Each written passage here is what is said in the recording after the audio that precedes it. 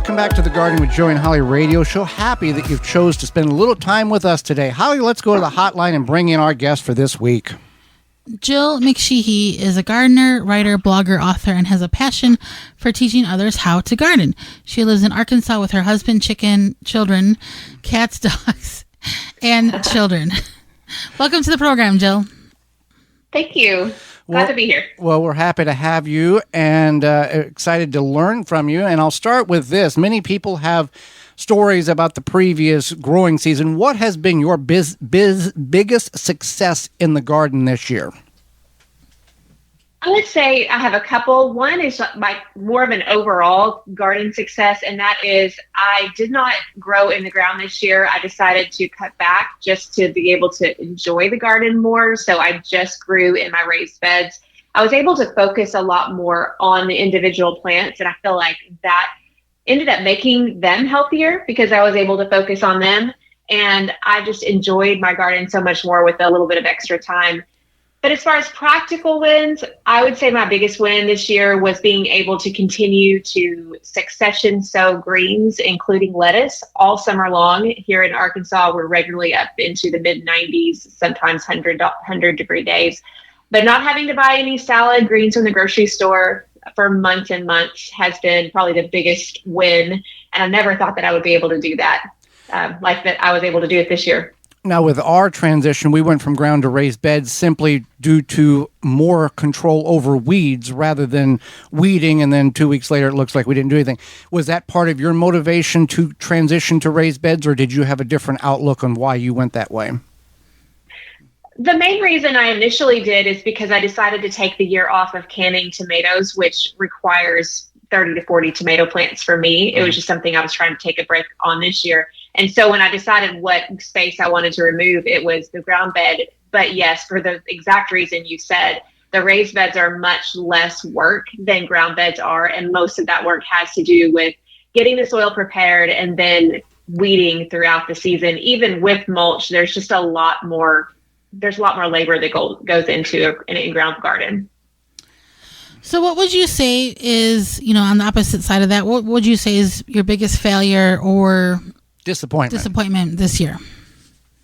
Yeah, one thing that I was really hoping to do was have successful succession plantings of corn this year, because I did do preservation of corn last year, and it just takes a lot of time. And I realized my family, especially my kids, really like fresh corn on the cob.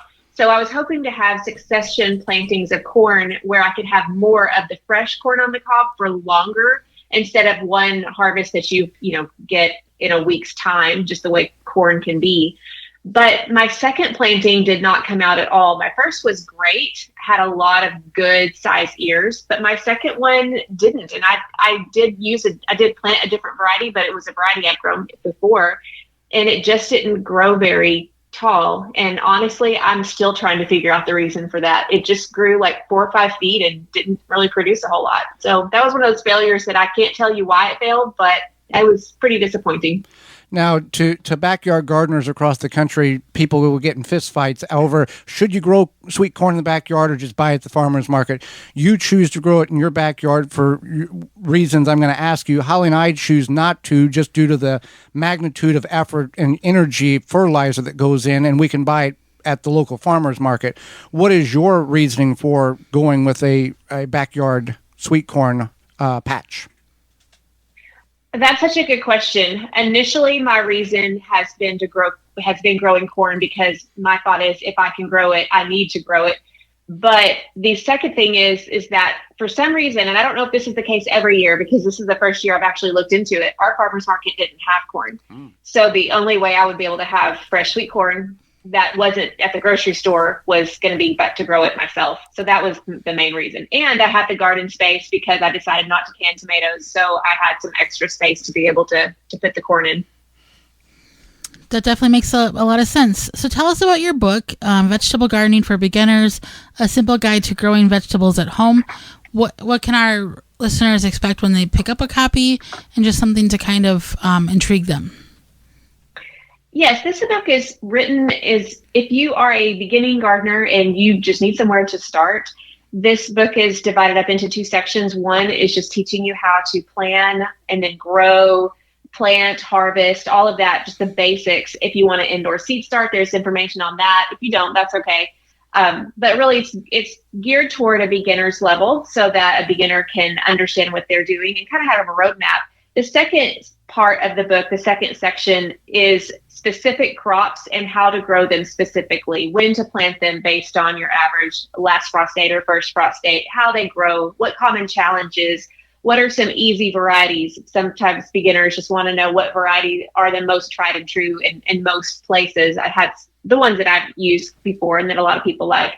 So that way you can have an overview of what the gardening season may be. And then if you want to learn how to grow cabbage, you'll be able to have a kind of a closer view of how to grow a specific crop more successfully. I want to go back to, you talked about your success being you were able to grow greens through the summer. Was you growing those under a shade cloth or in shade, or what was the success that you were able to do that? Because many of us, we try to grow it, and by July we've got bolting lettuce and spinach, and it's a failure after that point. Yes, and that's been the case for me for 9-10 years. I think I'm in my 11th year now, and what I had been doing the past few years is just succession sowing brassica greens like arugula and just any kind of brassica greens, and then harvesting them really early when they're 3 to 4 inches tall, and just continue to succession plant them. As soon as I harvest some, then I'll do some more. And they actually do really well in the heat. They don't bolt right away, but part of that is because I'm harvesting them so young. I never thought I could do that with lettuce, though, because when brassica greens typically, especially arugula, get to mature, they just get a little more spicy, whereas lettuce is going to get inedibly bitter. You just can't eat it. It's terrible. But I had heard a few people tell me that they had success growing it, like you said, Joey, under shade cloth. And I thought, yeah, you must not be in a place like Arkansas, because that would not work. But I decided to try it anyway. And I did 2 different things. The first thing I did was I scatter sowed mesclun greens, which is just young lettuce blend. And I grew them just like I did arugula, and I harvested them young, 3 to 4 inches. They, weren't your large heads of romaine lettuce or anything. They were just really small, and I harvested them as baby greens. And after I harvest, I plant them all over again. And then another trial I did, I started some indoors because our soil temperature is too hot for sometimes the lettuce to germinate super well, even though I had better luck with the mesclun greens. And then I would transplant some of those lettuce greens in either raised grow bags or my green stock planter. But I did that on either underneath a shade cloth or on the north side of my green stock planter. And I was able to get a few weeks out of that before they started to bolt. Now, those did start to bolt eventually, but I did get some good baby greens out of that. So I had a good mix of the arugula, the spicier greens, and the lettuce that really did well for the summer, as long as I harvested them young. And the knowledge to make it even better next year. Yes, for sure. Well, tell us about your podcast, the Beginner's Garden Podcast. What is the inspiration? What can people glean from it when they find you on a podcast platform and listen to it? Yes, I first started that podcast back in 2017 when I was still a very new gardener. Now looking back at it, I'd only had 4 years of experience, but I wanted to help other people grow their own food because I had found such joy and empowerment in growing my own food. And it's really morphed into being true to its original purpose, is to help beginners grow their own food. But I'm a growing gardener just like you two are. You know that you never stop growing as gardeners. And so I'm continuously hoping to put new tips and resources and science out so that people that maybe even aren't beginners can get good information to help them grow their gardens better. Even experienced gardeners like you and I are continually learning from new gardeners and advanced gardeners. Yes, it never stops. That's the fun of it. Yeah. Do you close up the garden in the fall or late fall, early winter? And if you do, how do you go about doing that? In Arkansas, I have learned how to use my garden throughout the winter to some extent.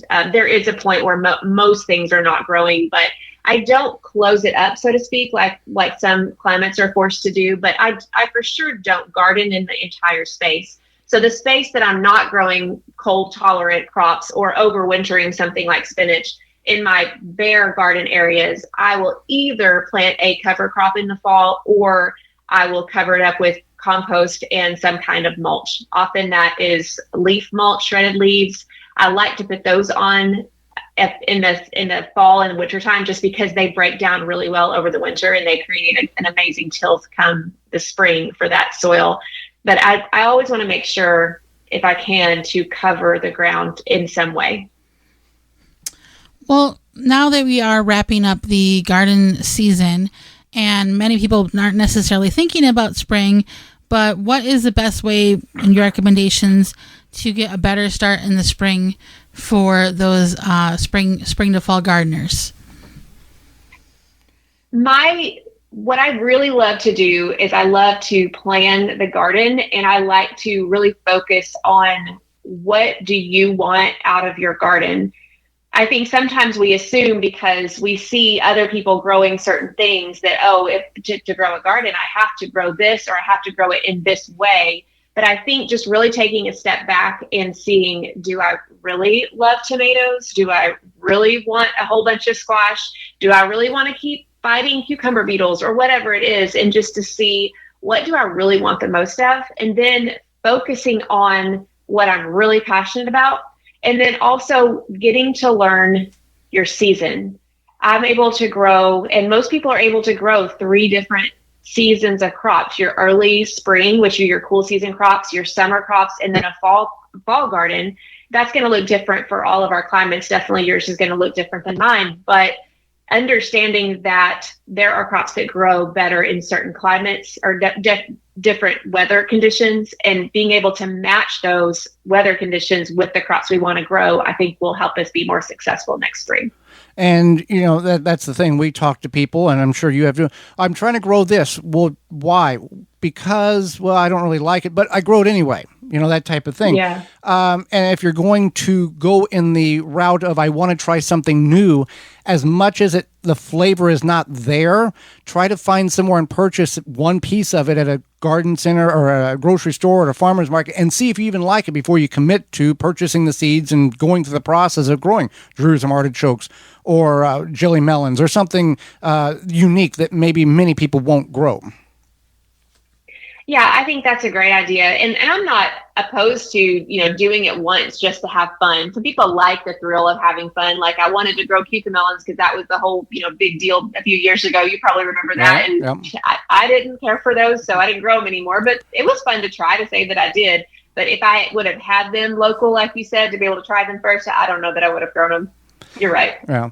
Well, Jill, we greatly appreciate the time and the knowledge you've shared with us. How can people find you on the internet, find your book, find your podcast, and follow you on your gardening journey? Well, if anyone is a podcast listener, you can search for the Beginner's Garden Podcast wherever you listen to podcasts. We also post them on YouTube. And then if you are on Instagram, then I'm at The Beginner's Garden. And then you can find my website where I have gardening articles, but also you mentioned the book. There's a link for purchasing the book there too. Anything you need to find, you can find in my profile on Instagram. Well, Jill, thank you so much for your time, your knowledge, and the education you've shared with Holly, myself, and all of our listeners. Same. Thank you for what you do. And I appreciate you having me on and chatting about gardening today. Absolutely.